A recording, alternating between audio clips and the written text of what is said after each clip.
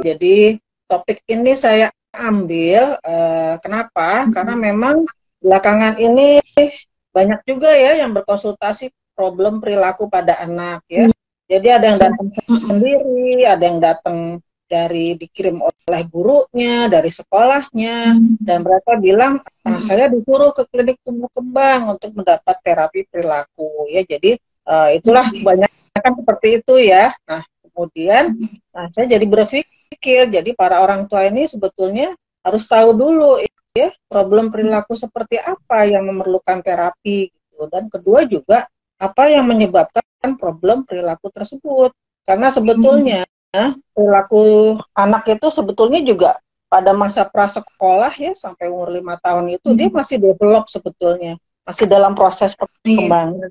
Artinya kita harus membedakan dulu ini perilakunya masih satu hal yang normal atau memang tidak normal gitu, dan sehingga harus memerlukan terapi gitu. Jadi saya sering terheran-heran, ini anak kenapa dibawa ke sini, orang anaknya manis begini kok gitu ya. Jadi seperti itu. Jadi satu saya ingin membicarakan mengenai bagaimana perkembangan perilaku anak yang normal itu seperti apa ya. Kemudian kedua, kenapa bisa sampai seperti itu. Ketiga, bagaimana mengatasinya. Keempat, kapan kita mesti waspada bahwa perilaku tersebut sudah memerlukan terapi gitu ya. Kemudian juga yang kedua, nah ini perilaku yang sering dikeluhkan adalah suka ngamuk, nggak sabaran, suka mukul, kemudian nggak fokus gitu ya, atau juga suka berantem sama temennya ya. Dan itulah yang sering saya hadapi gitu di praktek sehari-hari. Mungkin saya uraikan terlebih dahulu ya, perkembangan perilaku anak itu seperti apa sih gitu ya. Nah jadi anak bayi itu ya kurang dari 12 bulan ya, dia itu mengemukakan perasaannya tentu dengan menangis ya. Jadi menangis itu adalah perilaku dia untuk berkomunikasi, untuk mengungkapkan emosinya ya. Kemudian juga dia belum ngerti konsep baik atau buruk ya. Jadi itulah bayi, sehingga kita sebagai orang tua harus betul-betul peka ya. Tangisnya bayi ini maksudnya apa sih? Lapar, haus, dia mau dia buang air besar, dia pipis, atau dia bosan pengen main, itu harus kita perhatikan.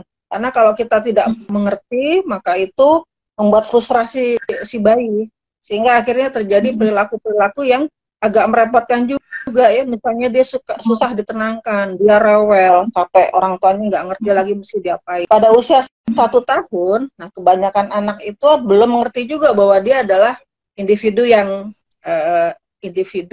punya otonomi gitu ya. Nah kemudian dia juga sudah tahu orang asing, jadi nggak suka dengan orang asing gitu ya. Nah kemudian juga dia bisa mulai bisa mengikuti perintah sederhana. Dan nah ini mulai nih dia membuat suara, dia memanggil, dia berteriak untuk mencari perhatian ya. Jadi kalau dia berteriak, dia mengeluarkan suara-suara, kita harus atensi ya. Anak umur 1 tahun kan paling baru bisa bicara kata gitu ya.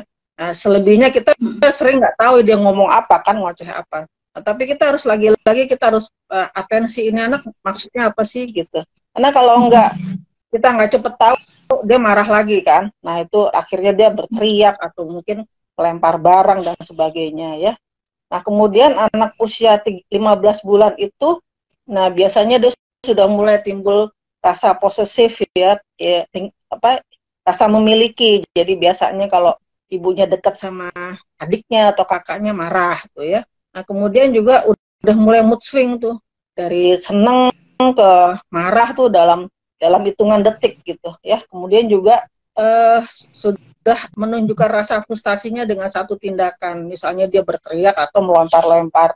Nah ketika anak itu melempar atau berteriak, kita jangan menganggap udah nggak apa-apa itu anak kecil gitu ya. Tapi kita harus tahu dulu kenapa kamu berteriak, kenapa kamu melempar-lempar gitu. Jadi kita harus segera mengetahui kenapa dia berperilaku seperti itu ya. Walaupun mungkin dia belum mengerti, maka kita harus bilang ya bahwa itu nggak boleh ngelempar-ngelempar barang. Kan anak kalau udah bosan sama mainan suka dilempar-lempar ya. Nah kita harus tahu, oh kamu udah bosan ya, ayo nggak boleh lempar-lempar. Kalau udah bosan udah ibu ambil ya mainannya, kita ganti mainan yang lain, misalnya seperti itu ya, sehingga dia tahu bahwa kalau dia bosan itu bukan melempar caranya ya. Kalau dia udah bisa ngomong, mungkin dia akan panggil ibunya. Kalau dia udah bisa ngomong, mungkin dia akan bilang, aku bosan, tapi kan dia belum bisa gitu ya. Nah kemudian usia 1,5 tahun itu atau 18 bulan ya, dia itu sudah mulai udah mulai responsif dengan larangan. Nggak boleh ini. Tetapi harus memang berulang-ulang ya, dan harus ditunjukkan. Misalnya gini loh, ada anak mainan air gitu ya, itu saya sering temukan untuk bahkan anak umur 3 tahun gitu ya, masih suka main air gitu. Ibunya cuma bilang, nggak boleh, jangan. Nah, anak-anak umur 1,5 sampai 2 tahun itu belum mengerti kata jangan ya, tetapi tidak langsung berespon gitu. Sekitar umur 2 tahun, nah dia sudah mulai bisa main sendiri sekitar 20 menit sebetulnya ya. Dan dia sudah mulai posesif terhadap permainannya sendiri. Nah, usia ginilah usaha rebutan tuh ya, suka rebutan mainan, sharing ya. Kemudian juga nggak suka nunggu ya. Kalau maunya sekarang ya udah sekarang gitu. Jadi suka nggak sabaran.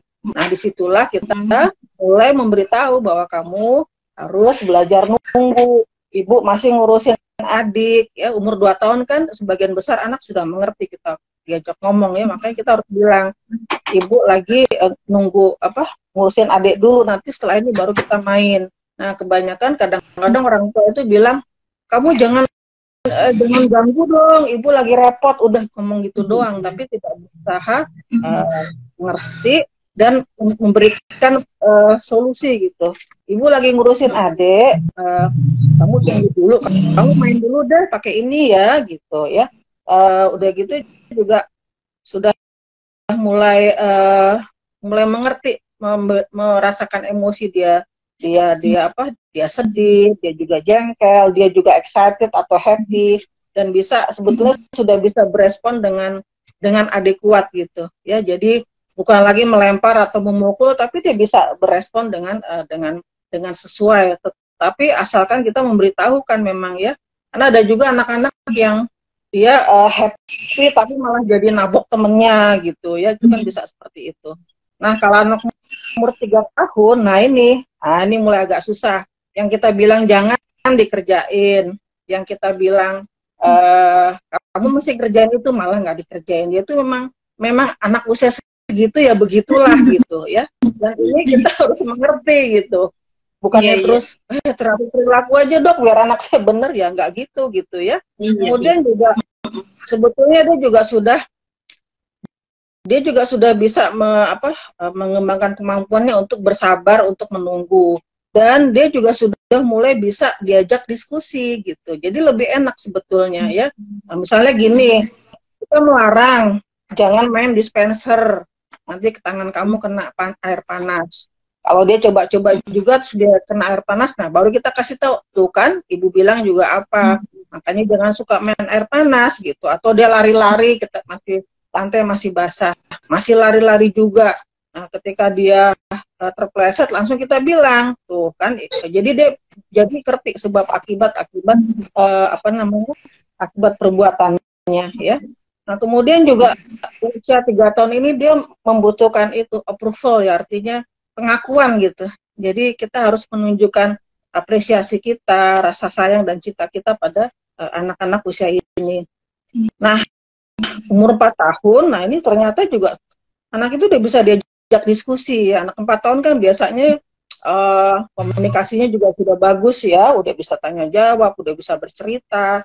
Maka dia sudah bisa diajak diskusi, bernegosiasi dan ngasih alasan gitu ya. Jadi dan dia sebetulnya juga dia sudah bisa berperilaku yang baik gitu, sesuai dengan situasi ya, situasi, tempat dan waktu yang berbeda-beda. Jadi umur segini sebetulnya kalau kita selalu mengadakan dialog dengan anak, kita bisa mengatur perilaku anak tersebut gitu. Ya, jadi kalau dia berperilaku baik kita puji, kalau berperilaku tidak baik, maka kita harus nasihati dia dan tunjukkan apa akibatnya kalau dia tetap berperilaku tidak baik seperti itu. Dan dia juga sudah bisa ini bergiliran ya. Makanya usia ini kan kita masukkan dia ke prasekolah ya, atau mulai masuk TKA ya. Kemudian juga pokoknya sebetulnya sudah bisa mulai bernegosiasi dan diatur perilakunya. Nah, 4-5 tahun itu dia sudah lebih sabar lagi dalam mengikuti aturan ya. Kemudian juga tapi kadang-kadang juga anak usia segini ada keras kepalanya, selalu berargumentasi dan kadang juga agak agresif juga ya. Nah, itulah kita harus mengatur perilaku tersebut. Jadi gini, perilaku itu anak tidak akan mengerti dengan sendirinya gitu. Jadi kitalah yang harus mengatur, membantu anak itu mengembangkan perilaku-perilaku yang sesuai dengan usianya. Nah, jadi kalau masih ada anak itu di usia 6 tahun ke bawah, hati-hati ya. Mungkin kalau dia berperilaku yang tidak sesuai, ya mungkin itu dengan pola asuh yang tepat, lingkungan yang baik, itu bisa diperbaiki. Gitu. Jadi dalam menghadapi problem perilaku kita harus analisis dulu, kenapa dia bisa berperilaku seperti itu, bagaimana pola asuh kesehariannya ya.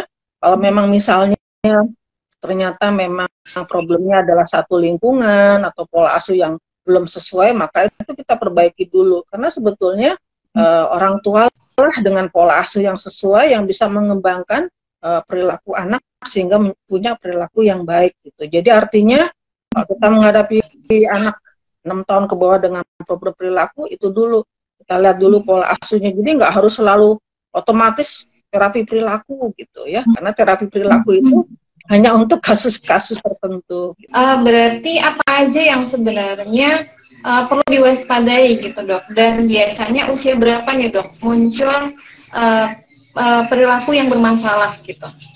Nah, satu lagi adalah bahwa problem perilaku ini juga sering ya pada anak balita berkaitan dengan problem komunikasi juga ya.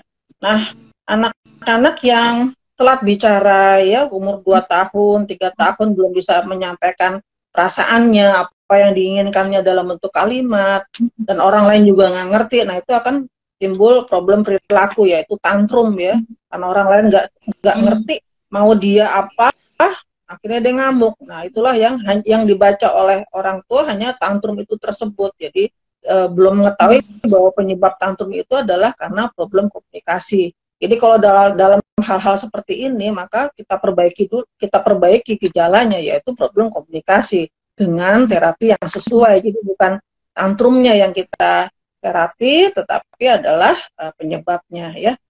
Nah, sebetulnya yang kondisi-kondisi yang memerlukan terapi perilaku itu adalah keadaan khusus ya, misalnya pada anak autis ya.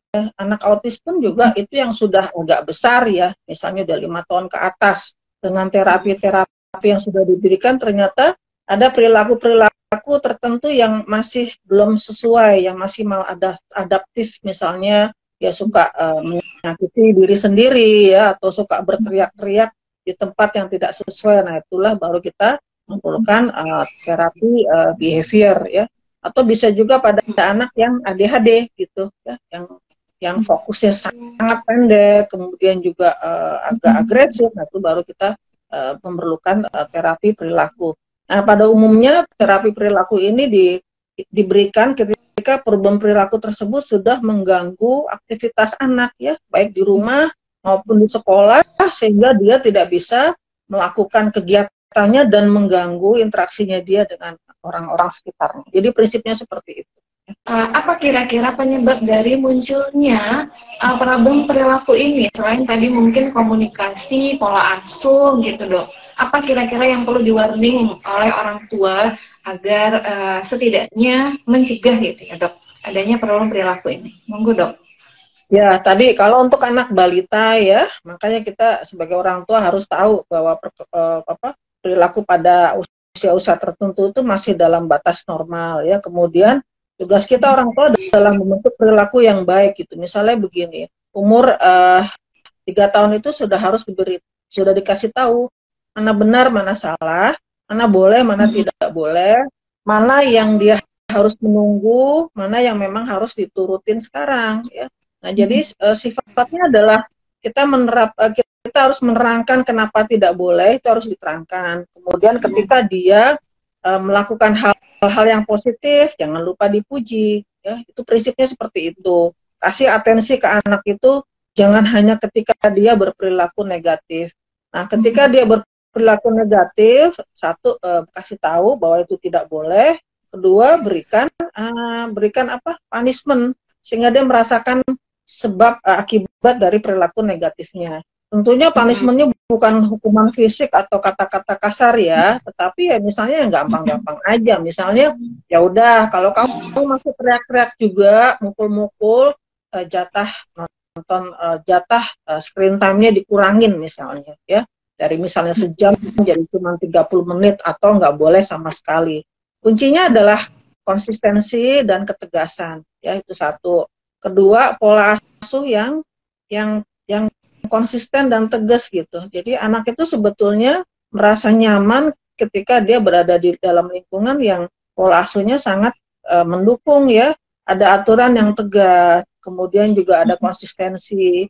Jangan bapaknya bilang nggak boleh, ibunya ngebolehin. Atau kadang-kadang orang tuanya ngebolehin, kadang tidak gitu ya. Jadi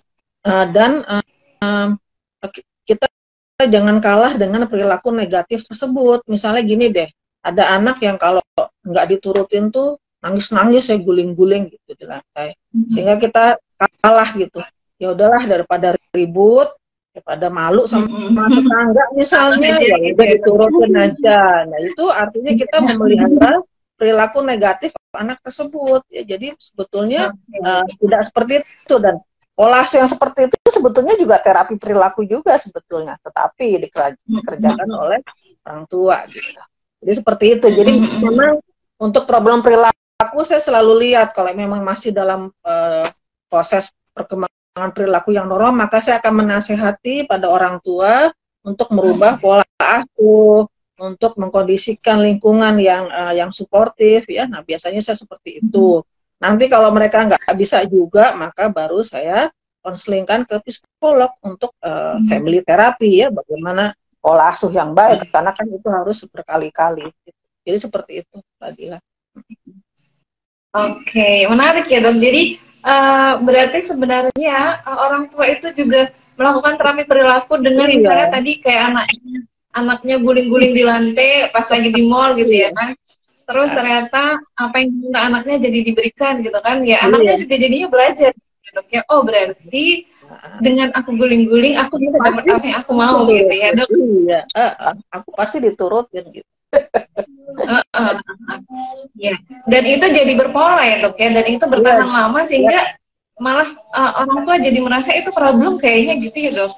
Iya, jadi susahnya lagi kalau itu terpelihara sampai dia berusia 5 tahun, ketika dia masuk sekolah gitu ya, TK, dia akan mempertahankan perilakunya seperti itu karena dia nggak tahu bahwa itu sebetulnya perilaku yang tidak baik gitu. Ya jadi ya kalau di sekolah dia nggak diturutin, dia marah atau keluar dari kelas gitu kan. Nah, jadi seperti itu.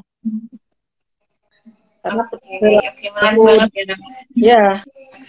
karena perilaku di rumah akan terbawa ke sekolah akhirnya ya. Jadi sebetulnya ketika anak itu belum sekolah itu adalah tugas orang tua ya. Nah, ketika anak itu sudah sekolah, itu tugas bersama dengan guru ya. Tapi kita juga sudah mempersiapkan betul bahwa anak ini memang sudah siap berperilaku yang baik ketika masuk sekolah. Ya betul. Dan mungkin ada satu catatan juga ya kan dok, karena ketika anak masuk usia sekolah tuh biasanya orang tua jadi sepenuhnya memberikan amanah anak kepada guru gitu ya. Perbaiki ini anakku dengan problem perilaku seperti ini gitu kan. Jadi berat juga sama gurunya ya kan dok. Jadi tadi notes-nya adalah kerjasama ya. Kerjasama, betul. Ya, misalnya gini deh, ada anak tunggal gitu ya, dia tidak biasa sharing, tidak biasa bergiliran, tidak biasa berdebat gitu ya. Nah, ketika dia sekolah, dia belum terbiasa untuk itu, untuk sharing, untuk berdebat, untuk berargumentasi, untuk punya konflik dengan teman, sehingga akhirnya dia berperilaku yang tidak sesuai, misalnya mukul atau misalnya dia jadi marah. Nah, itu di situ peran guru ya, kalau di sekolah tentu peran guru untuk menengahi dan memberitahukan pada anak bagaimana mesti berperilaku yang sebaiknya. Untuk anak-anak yang memang memerlukan terapi perilaku, apa saja sebenarnya yang dilakukan oleh terapis perilaku untuk menterapi perilaku anak, Dok? Ya, sebetulnya prinsipnya itu adalah ini. Jadi sebetulnya terapi perilaku itu bukan cuma untuk anak ADHD atau anak autis ya, tetapi juga pada kondisi-kondisi tertentu seperti misalnya anaknya selalu cemas ya, atau anaknya selalu, ini anak yang udah besar ya, usia sekolah gitu ya, kayak cemas, kemudian juga suka panik, terus juga kemudian anger manajemennya itu juga tidak bagus ya, kemudian juga bisa juga obsesif kompulsif ya, kemudian juga ada perilaku suka menyakiti diri sendiri. Nah, itulah baru kita terindikasi untuk terapi perilaku ya. Nah, ini biasanya juga terapi perilaku ini juga selain oleh terapis juga bisa diberikan oleh psikolog sebetulnya ya, karena kan prinsipnya adalah kita menggali perilaku-perilaku positif yang bisa digali, bisa ditingkatkan dan menghilangkan perilaku-perilaku negatif. Ada kondisi tertentu seperti misalnya pada sindrom Tourette atau motor tic itu biasanya pencetusnya adalah kecemasan ya, kepanikan gitu. Nah, itulah ada terapi ya, pendekatan terapi yang disebut sebagai cognitive behavior therapy ya. Jadi anak itu diajarkan untuk mengenali kecemasannya itu sendiri, kemudian bagaimana dia harus mengatasinya ya. Jadi dikupas satu persatu gitu ya. Nah, ini bisa oleh psikolog, bisa juga oleh psikiater ya. Nah, soal berapa lamanya, nah tentu sama aja sama terapis yang lain sih ya, assessment dulu sama psikolognya atau terapisnya ya. Nah, baru kemudian kita rencanakan terapi ya, bisa 1 sampai 2 kali seminggu ya. Dan yang penting lagi adalah kerjasama dengan orang tua tentunya. Sama aja sih prinsipnya dengan terapi-terapi yang lain, karena orang tua tentu masih harus terlibat ya dalam proses terapi itu sendiri. Dan bahkan kalau misalnya perilaku tersebut juga ternyata dipengaruhi oleh lingkungan atau pola asuh, maka kita juga harus memberikan terapi kepada konseling kepada keluarga juga ya, seperti itu. Apakah ada tips untuk ayah bunda di sini agar problem perilaku ini tidak muncul, Dok? Jadi apa saja yang kira-kira harus diperhatikan oleh kedua orang tua? Ya, tadi secara garis besar sih ya, kita harus lebih atensi ya kepada anak ya, lebih peka sebetulnya ya, karena sebetulnya setiap orang tua akan dibekali kemampuan parenting sebetulnya. Tinggal kita mau mengasah atau tidak. Sebetulnya mengasahnya itu ya dari sejak anak kita lahir ya. Kita harus bisa mengartikan tangisan si bayi dengan kita penuh perhatian, dengan kita selalu berada di dekatnya terus-menerus, maka itu insting kita juga akan terasah. Oh, anak ini nangisnya meminta minum, dia lapar, dia kepanasan, dia pengen main. Kalau itu dilatih terus-menerus, maka itu akan membantu mengasah feeling dari parenting kita sendiri gitu. Selain tentunya membaca buku-buku parenting atau bertanya pada profesional atau bertanya pada orang tua, karena sebetulnya pola asuh kita ini akan dipengaruhi juga oleh pola asuh orang tua kita gitu ya, bagaimana menghadapi anak-anak kita ini gitu ya. Nah, di zaman yang serba modern ini ya, orang tua dua-duanya sibuk, kekurangan waktu, kemudian juga tambah lagi anak itu godaannya banyak banget ya, terlalu banyak screen time, sehingga waktu untuk mendekatkan diri satu sama lain itu antara anak dan orang tua menjadi sangat berkurang gitu ya. Nah, jadi pandemi kemarin itu sebetulnya juga ada positif, ada negatifnya dalam untuk tumbuh kembang anak ya. Sisi positifnya juga karena orang tuanya WFH, jadi kedekatan antar anggota keluarga dan antar anak dan dengan anak juga menjadi semakin dekat. Kalau kita semakin dekat, komunikasi selalu ada, nah itu akan membangun relasi yang positif sehingga juga akan mempengaruhi perilaku seorang anak. Dokter, Anak saya usia 3 tahun 4 bulan. Akhir-akhir ini susah banget kalau tidur malam. Selalu jam 12 malam. Dan juga sering tantrum. Anak saya selalu emosional kalau keinginannya tidak dituruti sampai mukul-mukul dan nggak dengar dengan nggak mau dengerin omongan saya sama sekali. Itu gimana, Dok? Oke. Tadi 3 tahun 4 bulan ya. Nah, apakah kemampuan komunikasinya sudah sesuai usianya atau belum gitu ya? Karena ini penting ya. Problem perilaku itu akan selalu terkait dengan komunikasi juga gitu ya. Jadi 3 tahun 4 bulan sebetulnya kalau anaknya sudah bisa berkomunikasi dengan baik, kita bisa tanya kenapa kamu marah gitu ya. Kalau kamu marah, kamu cukup bilang apa yang kamu bikin kamu kesal ya, karena anak itu walaupun dia sudah bisa bicara kalimat ya, tanya jawab dua arah juga dengan baik, belum tentu bisa mengungkapkan emosinya dengan baik gitu. Jadi kita harus membantu dia mengungkapkan emosinya. Misalnya gini, kamu marah ya mainanmu diambil sama adik, kamu marah ya ibu datang terlambat ya. Ketika tebakan-tebakan kita itu betul, maka anak akan merasa lebih tenang gitu, bahwa dia dimengerti. Nah, setelah itu baru dikasih pemecahan masalahnya. Ya udah, lain kali mainannya bergiliran, atau nanti ibu belikan 2 yang sama sehingga kamu tidak perlu berebut. Atau ya kamu marah karena ibu terlambat, ibu minta maaf, tapi ibu terlambat karena hujan deras gitu ya. Jadi anak umur 3 tahun kan pikirannya belum terlalu abstrak dan kompleks seperti itu, mengetahui sebab akibat. Jadi kita harus memberitahukan. Nah, tetapi kalau pada anak-anak yang ada problem komunikasi di mana bicara kalimat aja dia belum ngerti, atau dia belum sepenuhnya ngerti kita ngomong apa, nah itulah yang harus diatasi gitu. Problem komunikasinya itu yang perlu diatasi ya. Mungkin dengan terapi bicara, atau mungkin dengan terapi sensori integrasi dan sebagainya. Jadi seperti itu, tergantung penyebabnya apa dulu nih ya. Jadi jangan langsung dihukum. Jadi kita harus tahu dulu kenapa dia marah. Jangan langsung dikasih punishment gitu. Kita harus tahu dulu penyebabnya apa gitu ya. Kalau penyebabnya adalah ketidaktahuan dia atau kekurangan ketidakmampuan dia dalam mengekspresikan emosinya, ya kita harus membantu dia. Bagaimana cara agar anak bisa berani? Usia anak saya saat ini 1 tahun 3 bulan dan anak saya sudah mulai bisa bicara. Oh iya, ya memang di atas, begitu anak itu di atas usia setahun ya, dia udah bisa jalan gitu ya. Nah, kita harus sering mengajak dia keluar rumah. Nah, ini anak-anak pandemi nih kemarin tahun lalu ya, pertengahan tahun lalu itu banyak sekali anak-anak yang dibawa ke saya. Takut lihat orang, begitu lihat orang jerit-jerit ketakutan setengah mati. Jadi saya selalu bilang,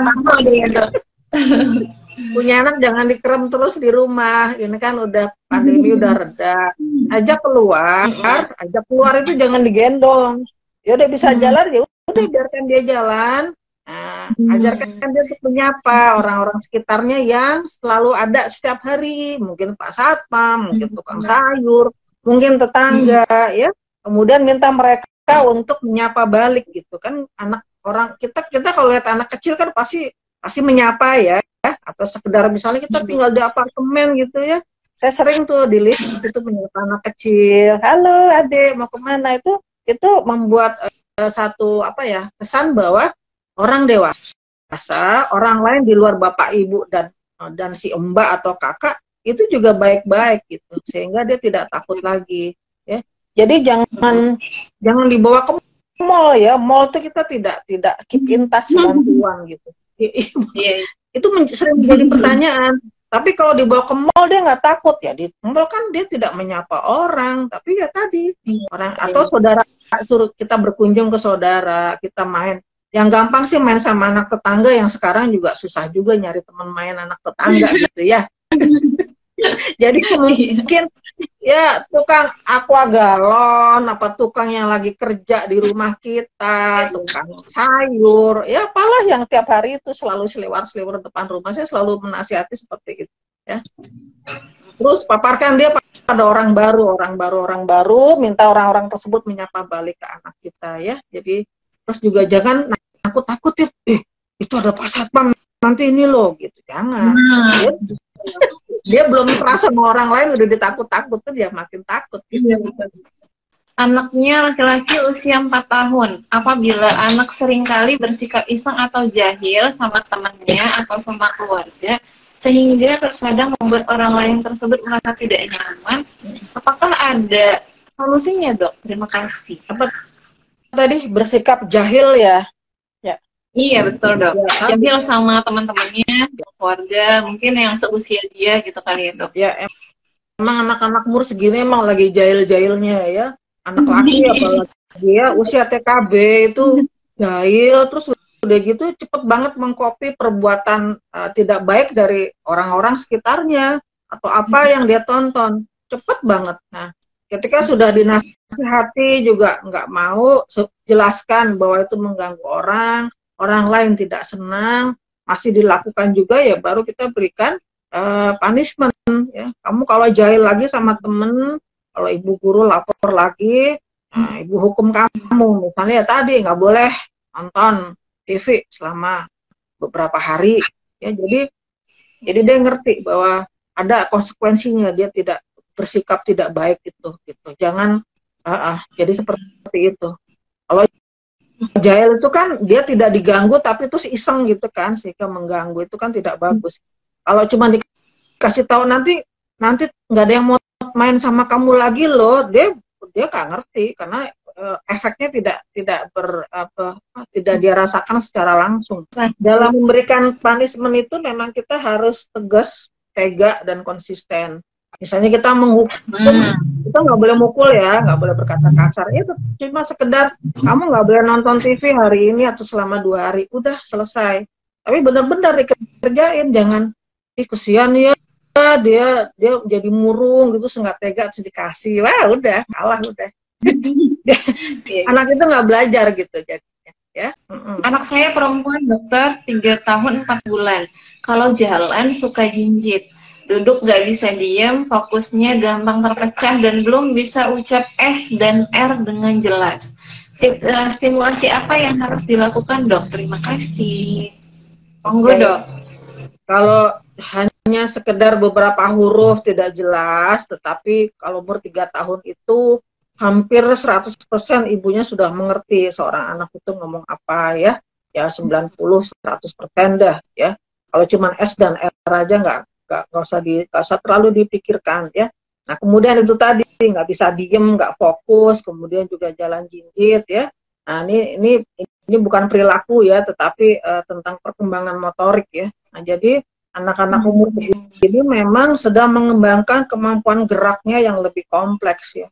Dia pengen memanjat, melompat, berlari, kemudian juga apalagi ya, lompat-lompat ya. Nah, kita harus memberikan waktu, memberikan keleluasaan untuk melakukan tugas motoriknya dia. Ya. Artinya apa? Berikan kesempatan dia bergerak minimal 1 jam ya. Jadi nggak boleh dilarang-larang ketika dia mau mau bergerak gitu. Tapi tentunya di tempat yang sesuai gitu. Ajak dia keluar ya. Kemudian juga sudah mulai bisa dilatih naik sepeda roda 3 misalnya, ajak ke taman, ajak jalan, ajak berlari, dan itu harus rutin tiap hari. Kalau bisa pagi dan sore ya. Nah, ketika dia sudah puas bergerak, maka zat-zat kimia di otaknya itu yang namanya neurotransmitter itu akan menjadi seimbang antara aktivitas geraknya dengan atensinya dia. Hingga ketika dia sudah puas bergerak, maka dia akan menjadi lebih anteng, lebih fokus ya. Dan biasanya anak-anak yang hiperaktif begini juga tidurnya juga suka susah tuh ya. Jadi kalau kita kasih gerak yang banyak, maka dia juga akan tidurnya akan menjadi lebih teratur gitu, akan membantu pola tidurnya dia juga. Jalan jinjit ya, kita berikan dia kesempatan jalan telanjang kaki di berbagai macam permukaan. Dok mau tanya, gimana kalau di lingkungan teman-temannya, teman-temannya tidak mau main dengan dia karena ada kendala komunikasi yang kurang jelas. Apakah tetap dipaksakan untuk ikut main bersama atau cari lingkungan main lainnya, Dok? Ya. Silahkan, dokter. Kalau anak lain tidak mau main sama dia karena problem komunikasi, tadi ya, problem komunikasi itu yang harus diatasi, ya, bukan dengan mencarikan lingkungan lain yang lingkungan lain yang bisa menerima anak itu, yaitu mungkin iya, tetapi problem pada anak kita sendiri yang harus diatasi juga. Kalau karena problemnya komunikasi, ya tentu anak ini harus dicari tahu kenapa penyebab problem komunikasinya itu apa, kemudian kita berikan terapi, ya, karena kalau problemnya komunikasi, ya dia manapun dia tentu ya akan terhambat gitu, ya, karena anak-anak sebaya itu, kalau anak yang usia sebaya, ketika kita berusaha berteman, berusaha mengajak bicara, tapi kita tidak mengerti dan lawan bicara kita juga tidak mengerti, jadi nggak nyambung, ya lama-lama kan akan ditinggal gitu. Jadi ada anak-anak yang terlambat bicara, kemudian juga ada problem komunikasi. Saya selalu bilang bahwa bicara itu tidak hanya untuk mengatakan sesuatu keinginan kita, tapi lebih besar lagi adalah untuk komunikasi dan untuk berbahasa. Anak saya usia 4 tahun 6 bulan, laki-laki, Dok. Anaknya pintar dan berkemauan kuat. Kalau dilarang atau diarahkan suka marah dan kadang ngeles, kadang juga terkesan manipulatif. Nah, di sekolah nggak suka kalau diganggu sama temennya. Kalau diganggu sama temennya, dia langsung mukul. Nah, apakah anak saya perlu terapi, Dok? Itu tadi, 4,5 tahun tadi ya. Oke. Biasanya tadi kan anaknya dibilang pinter ya.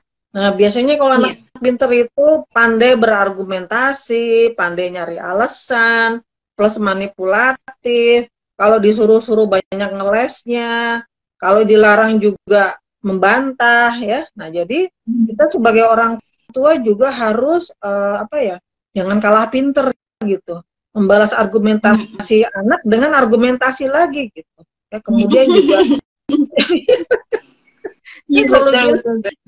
jangan kalah pinter gitu, artinya jangan serta-merta langsung dihukum gitu. Wah, makin ngamuk anak itu gitu, ya. Jadi harus dicari tahu dulu kenapa. Kalau memang dia kesalahan ada pada anak kita, ya kita harus kasih tadi hukuman lagi, ya. Hukuman lagi gitu, bahwa itu tidak boleh gitu, bahwa itu, dan itu harus betul-betul tegas. Sebetulnya anak-anak balita itu ya, yang 6 tahun ke bawah deh, itu sebetulnya membutuhkan orang tua yang punya otoritas pada dia gitu. Ada orang yang ngatur aku, karena kalau orang tua itu bisa ngatur aku juga merasa aman gitu, bahwa aku bisa berperilaku seperti yang aku dan orang-orang sekitarku inginkan gitu. Jadi kalau kitanya juga nggak tegas, nggak konsisten, mereka juga jadi bingung. Akhirnya ya dia suka-suka sendiri aja. Ya, jadi seperti itu. Kita jangan kalah argumentasi gitu. Ya, memang kalau punya anak pinter itu kita bangga ya, tapi kadang-kadang juga bikin kita pusing juga gitu. Ini anak nanya, dilarang nanya kenapa? Ya kalau dilarang memang mesti dijelaskan kenapa dilarang gitu. Iya, betul. Ya betul. Jadi dia tahu kenapa dia dilarang gitu ya, Dok. Alasannya itu apa? Harus dikasih tahu. Ya. Karena dengan dikasih tahu, dia merasa dihargai. Aku tuh nggak dianggap objek gitu loh. Aku nih subjek, aku dilarang, aku harus tahu kenapa aku tidak boleh melakukan itu. Karena kan umur-umur tadi 3-5 tahun tuh otonomi dirinya udah ada gitu. Sekarang kan emang jadi orang tua lebih susah. Anak itu yang tontonannya tuh banyak banget, jendelanya tuh banyak banget. Tiba-tiba dia nanyakan sesuatu yang kita sendiri nggak tahu. Ternyata dia lihat di mana gitu kan. Nah, jadi ya jangan ketinggalan zaman gitu. Ya mau nggak mau kita harus tahu. Ya betul, harus update, betul. Dan begitu juga kalau kita menghadapi remaja harus update. Kalau nggak, kita nggak bisa masuk dalam percakapan dia, apa yang dia pikirkan. Iya betul. Jadi mungkin dengan itu juga bisa membangun kelekatan ya, Dok ya. Ya, membangun kelekatan, hubungan yang positif, sehingga anak juga keras sama kita juga bisa mengatur perilaku mereka karena mereka menghormati kita sebagai orang tua. Soal perilaku pada anak ini ya, kita sebagai orang tua harus mengembangkan feeling dalam pengasuhan ya, dalam mengasuh anak yang seperti apa itu, mulainya dari anak itu lahir sebetulnya ya. Tentu ditambah dengan pengalaman dari orang tua, membaca buku ya. Yang penting kita harus, hati kita tuh harus terbuka untuk selalu membangun relasi yang positif dengan anak. Dengan demikian kita bisa mengatasi perilaku-perilaku baik yang positif maupun negatif. Ini yang selalu saya bilang ke orang tua, satu, problem perilaku itu harus selesai usia 5 tahun ya. Kalau usia 5 tahun beres, balita beres, usia SD beres. Nah, nanti jebakan kedua pada saat anak itu remaja ya. Nah, itu beda lagi. Kalau remaja kan kita harus menyamakan posisi dengan mereka, menganggap anak itu sebagai teman, dan tadi selalu update, tidak boleh menggurui, melarang tanpa ada dialog ya, sama aja sebetulnya. Nah, kalau remaja itu, masa remaja bisa dilewati dengan mulus, maka masa SMA, masa dia masuk kuliah itu juga akan, insya Allah akan mulus juga.